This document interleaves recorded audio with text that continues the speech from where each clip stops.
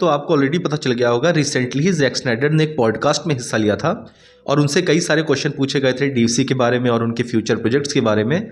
तो सबसे पहले जैक स्नाइडर ने जेम्स गन की जो सुपरमैन मूवी है इसकी तारीफ की थी कि उनको डेविड कॉन्सवर्थ के सुपरमैन का परफॉर्मेंस पसंद आया। बाद में फिर उनसे इंटरव्यूअर ने एक बहुत बड़ा क्वेश्चन पूछा स्नाइडर वर्स के बारे में कि हम इसके बारे में क्या उम्मीद कर सकते हैं, क्या इसका कोई फ्यूचर है, क्या फ्यूचर में हमें उनका विजन नज़र आ सकता है। तो जैक स्नाइडर ने ये कहा कि उन्होंने थोड़ा बहुत बात भी की है डीसी स्टूडियो से, हो सकता है कि स्नाइडरवर्स जो है वो कॉमिक बुक के फॉर्म में या एनिमेशन के फॉर्म में रिस्टोर हो सकता है।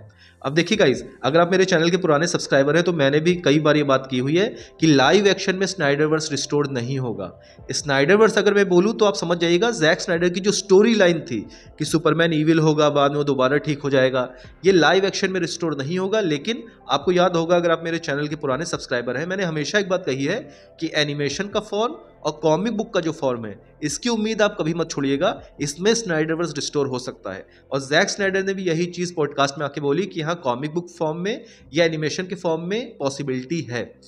अब गाइज, मुझको ऐसा लग रहा है कि सबसे अच्छा जो मीडियम शायद रहे वो शायद कॉमिक बुक फॉर्म ही रहे, और कॉमिक बुक फॉर्म की चांसेस शायद सबसे ज़्यादा है, क्योंकि अभी आपने देखा था एब्सोल्यूट यूनिवर्स जो है, जो एक एल्सवर्ल्ड यूनिवर्स है, वो बहुत बड़ा मेगा सक्सेस रहा है। तो शायद डीसी कॉमिक्स ये सोचे कि स्नाइडरवर्स को कॉमिक बुक के फॉर्म में चेंज करके वैसे फैंस को स्टोरी प्रेजेंट की जाए तो शायद वो भी पब्लिक को बहुत ज़्यादा पसंद आए। हालांकि गाइज, मैं फिर से बता दूं, क्या हेनरी केवल का सुपरमैन और बेन एफ्लेक का बैटमैन डीसी में रिटर्न हो सकता है किसी मल्टीवर्स इवेंट के लिए? तो हाँ, इसकी पॉसिबिलिटी है, क्योंकि जो डीसी यूनिवर्स जेम्स गन का है वो along the lines of multiverse ही चल रहा है।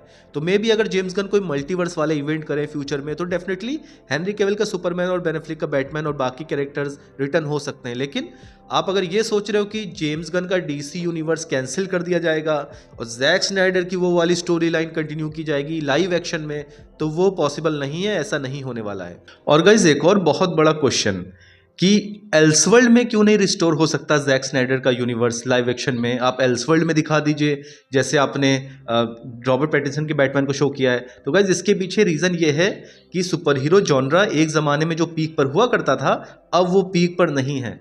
अब मार्केट पूरे तरीके से सैचुरेटेड हो चुकी है सुपर हीरो मूवीज़ की। तो अगर जैक स्नाइडर का जो स्नाइडरवर्स है उसको लाइव एक्शन में रिस्टोर किया जाएगा तो वो उल्टा कॉम्पिटिट करेगा डीसी यूनिवर्स से, और ये दोनों यूनिवर्स अपना ही नुकसान करेंगे। आपको ऑलरेडी पता होगा और दिख भी रहा होगा, रॉबर्ट पैटिंसन की जो द बैटमैन 2 है, इसकी वजह से ही Batman brave and the bold का जो प्रोजेक्ट है वो थोड़ा सा डिले हो रहा है, क्योंकि जेम्स गन ये नहीं चाहते कि दो बैटमैन अलग अलग एक दूसरे का मार्केटिंग में नुकसान करें। तो क्या आपको ये लगता है, लॉजिकली आपको सोचिए, क्या ये कोई लॉजिकल सेंस बनाता है कि डीसी यूनिवर्स जो अभी स्टार्ट हुआ है उसके बगल में एक और कॉम्पिटिशन खड़ा कर देगा वार्नर ब्रदर्स, और एक पैरेलल में एक अलग यूनिवर्स चलाएगा ताकि ये दोनों एक दूसरे को नुकसान करें? ये लॉजिकल सेंस नहीं बनाता। इसलिए एल्सवर्ल्ड में भी स्नाइडरवर्स रिस्टोर नहीं होगा। जैसे कि मैंने कहा, रिस्टोर होगा तो कॉमिक बुक के फॉर्म में या एनिमेशन के फॉर्म में। आप जरूर बताइएगा आपको क्या लगता है, अगर एनिमेशन और कॉमिक बुक के फॉर्म में स्नाइडरवर्स रिस्टोर होगा तो क्या आपको लगता है पब्लिक को पसंद आएगा?